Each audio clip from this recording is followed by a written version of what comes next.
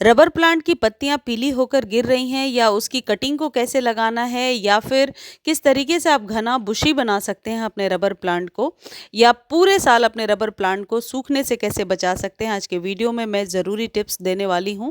इन सारी टिप्स को फॉलो करके आप अपने रबर प्लांट की हेल्थ को सही रख सकते हैं और हमेशा हरा भरा और घना रख सकते हैं।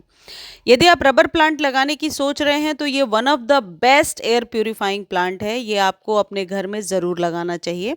रबर प्लांट की 3-4 वेराइटीज़ आती हैं, लेकिन ये जो वेराइटी मैं आपको दिखा रही हूँ ये बहुत ही कॉमन वेराइटी है, आसानी से आपको नर्सरी पर मिल जाएगा। अब नर्सरी की बात हुई है तो वहीं से शुरू करते हैं। यदि न्यू प्लांट आप लेने जा रहे हैं तो हमेशा छोटे प्लांट का चुनाव कीजिए। छोटे पौधे को ग्रो कराना ज़्यादा इजी होता है। छोटे पौधे के लिए आप छोटे पॉट यानी 6 इंच से ज़्यादा बड़े पॉट का चुनाव ना करें। यदि आप इसकी कटिंग लगाना चाहते हैं तो कटिंग लगाने का ये बिल्कुल सही टाइम है। स्प्रिंग में और रेनी सीजन में इसकी कटिंग बहुत आसानी से लग जाती है।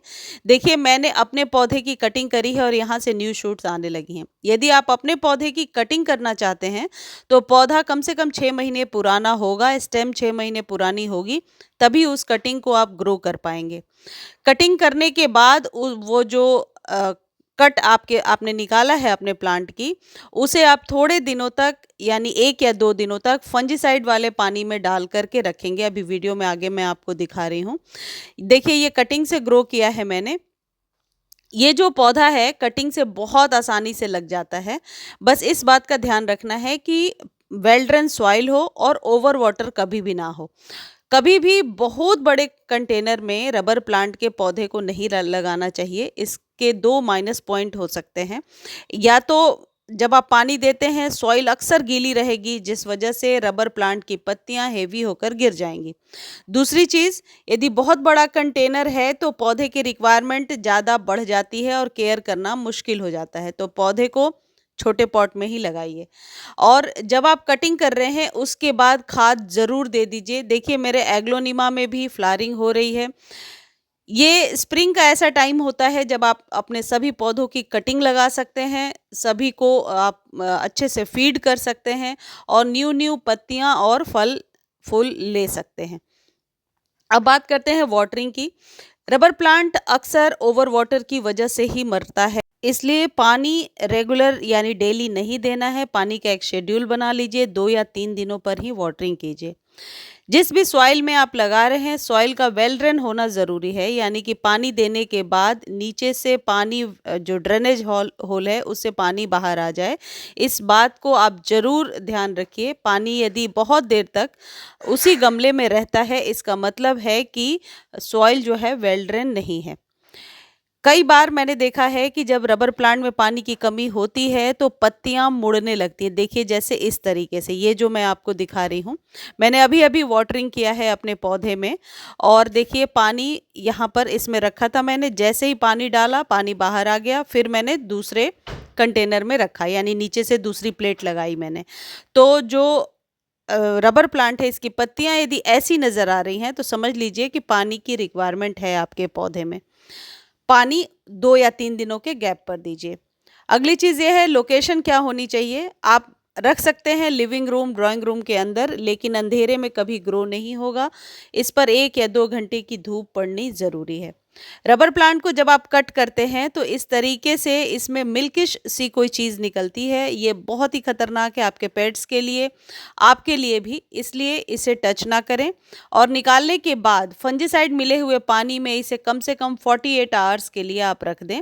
मैंने भी ऐसे ही किया था। फिर आप एक अच्छी सी सॉइल बनाएं और उसमें सिर्फ इसे दबा दीजिए। बार बार रूट्स को निकाल करके नहीं देखना है। नॉर्मल जैसे पानी और धूप और खाद देते हैं वैसे देते जाइए। ये पौधा बहुत आसानी से ग्रो हो जाएगा।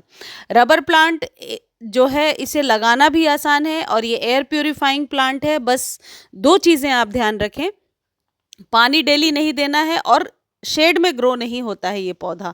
जो लोग कहते हैं कि बिल्कुल घर के अंदर ग्रो कर सकते हैं, वो गलत जानकारी है।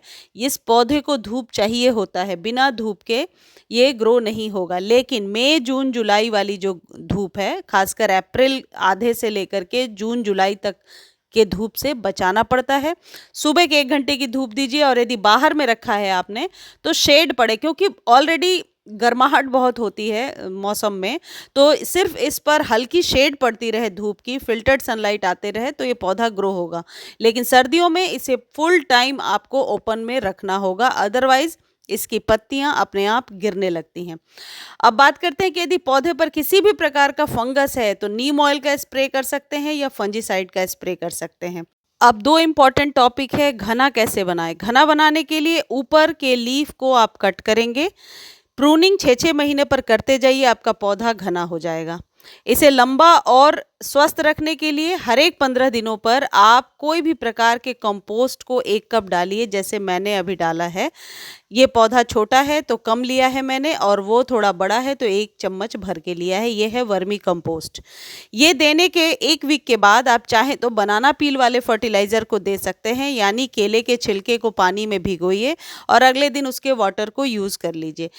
आपके रबर प्लांट की मिट्टी को एसिडिक बनाने में वो बहुत हेल्प करेगा। रबर प्लांट एसिडिक सॉइल में ही अच्छे से ग्रो होता है।